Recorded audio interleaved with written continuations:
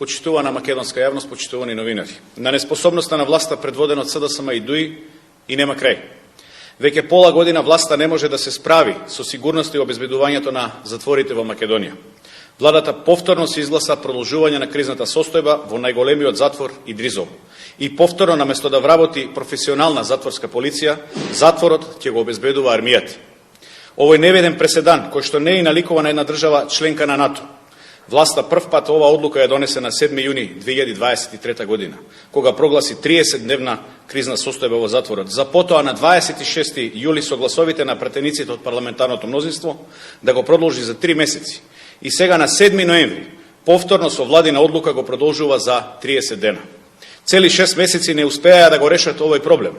И исто како и кога прв пат беше прогласена кризната состојба, така и сега проблемите се стојат. Недостасуваат над 100 затворски полицајци. Нема заштитна ограда во должина од 5 километри, нема скенер за рачен багаж, а нема ни целосен видеонадзор. Ваквата неспособност, ваков преседан и нарушување на имиджот на земја членка на НАТО е досега невиден. Војска да чува затвори. Во која НАТО држава, во која членка на Европската Унија или цивилизирана земја ова се случува? Ова е срам за една демократија. Армијата не е полиција. За преседанот да биде уште поголем на овие одлуки е согласен и председателот на државата Пендаровски. Апелираме до власта да не се впушта во вакви опасни преседани, да престане со злоупотреба на армијата на Република Македонија и да го реши проблемот со сигурноста и безбедноста на затворот.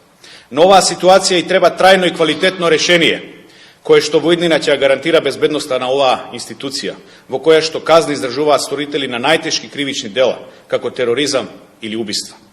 Наместо да ја искористуваат армијата, треба да го решат проблемот со вработување на затворска полиција, која што е обучена и професионално и одговорно ќе си ја врши должност. Задачата на армијата не е да обезбедува затвори и затоа време е власта да почне да работи нешто и да го реши овој проблем. Ви благодарам на вниманието.